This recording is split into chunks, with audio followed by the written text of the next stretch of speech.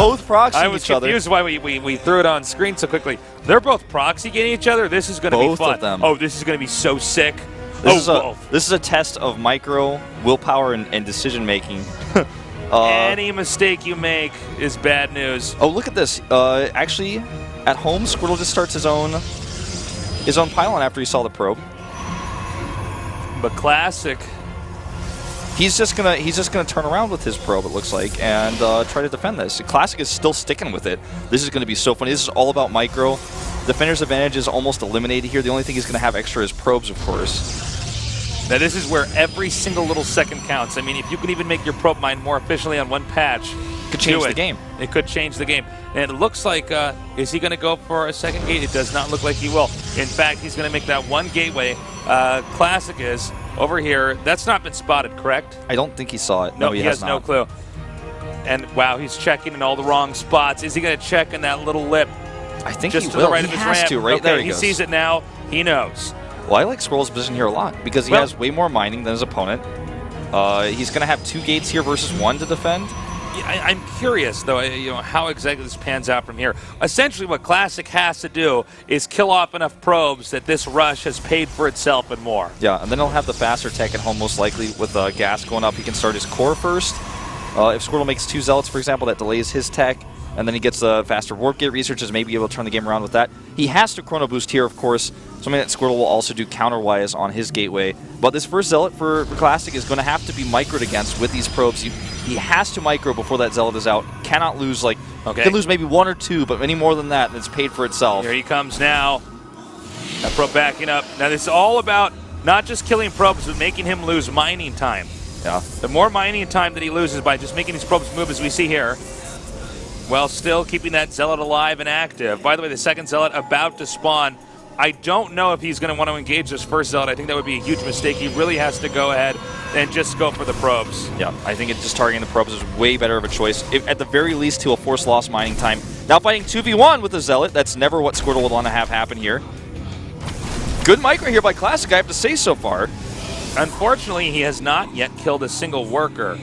And so these Zealots now can go for this pylon. Now this is where it's a bit of a gambit here because, all right, I was going to say Classic could go for the workers. Looks like he opts not to. Now bear in mind, Classic may have a plan B from here since he is teching up from this, hoping to just keep his opponent occupied and busy. So we have 1 Zealot now going down here towards the pylon. When the pylon is destroyed, the Zealot production is finished off. But it looks like he'll get that last Zealot that he wants. He actually gets a Stalker out here. Excuse me. And Stalkers, of course, going to be much more useful against Zealots than Zealots against Zealots because they can kite. But only 1 Stalker, not going to be able to do this for forever. He's going to eventually want to get out of here.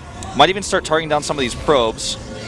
It's not going to be a bit painful to watch. Yeah, I mean, to be honest, I actually like Classic's position because he has tech coming up. And eventually, these Zealots are going to lose their efficiency. The Stalkers are much better at this type of fight, and once he gets warp gate research done, he might just be able to. I almost like Squirtle's position a little bit better here.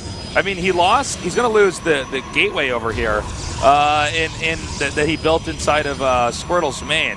The tech has been slowed down.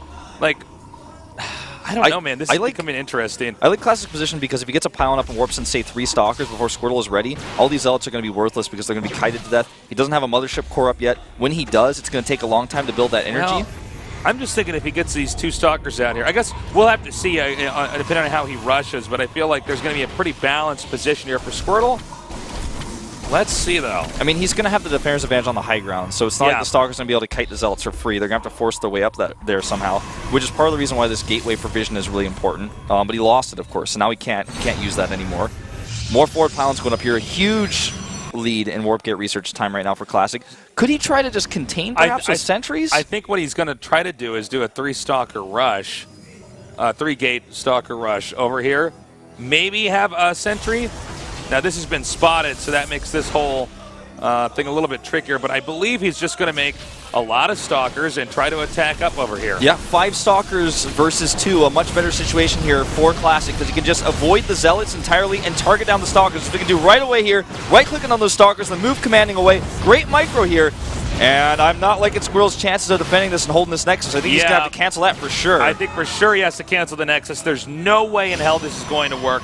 Twilight Council now coming down here for Squirtle. The best way to counter, Stalkers is with your own Blink here. But by the way, Classic not having that Blink. But at the same time, Mothership Core is so low on energy here. He doesn't have enough for a Nexus Cannon yet. Now this is a lot of lost mining time here. Can he get the Mothership Core? 98 energy, 1 more energy, and then he drops the cannon. There it is. Nicely done. But is that really enough? I mean, the Stalkers can just chase down the one remaining Stalker here for Squirtle. They can even actually go for the Cybernetics Core if they want to. They're actually going to be in range of it. I think this is checkmate. GG. Beautiful game. Classic knows exactly how to abuse the fact that his opponent made too many Zealots, delayed his Cybernetics Core. He has more ranged units, and he could just... How you do this when you micro Stalkers versus a lower Stalker count is you just right-click on your opponent's Stalkers. Once it's dead, you right-click on the ground and move past the Zealots and keep right-clicking on your opponent's Stalkers. Once they're all gone, you just kite the Zealots. If you have the superior Stalker number and you're against Stalker Zealot, exactly. Go for the Stalkers, gun them down. When you're done with that, you can kite the Zealots. Yeah, I mean, if Zealots connect with a Stalker, they can beat a Stalker, but if they're kited, it's a totally different story. I got to say, I'm surprised Squirtle decided to expand behind that, though. It seemed like he should have... Obviously, his opponent's going to be down a gateway. The production slowed down. Yeah, use that money to get more units out. Exactly. Instead. Get a bigger army because no matter what from there, you should have always the lead. You're going to have more Zealots. You're going to have more Stalkers. It was almost like the Nexus was like, he was trying to use like a bargaining chip. Like, all right, take this. Don't take my main base, and I'll cancel it at the last second and catch up that way. It seemed like he thought that if he got rid of the pylon on the low ground, he would have slowed down whatever rush was coming, but I feel like that might have been a little bit too greedy. Yeah. Maybe Squirtle could have scouted a little bit better and seen that there was no... I mean, there was a plan B to that rush. And that, yeah, it's hard to scout, He doesn't have a lot of probes to send over there, and because he's down on probes in general, because he just lost a lot of mine time in the early game. Doesn't have a sentry for hallucination, doesn't have a Mothership Core until too late, and that was really important for that last fight, just losing that Mothership Core there. The cannon was not ready from the beginning. Wow.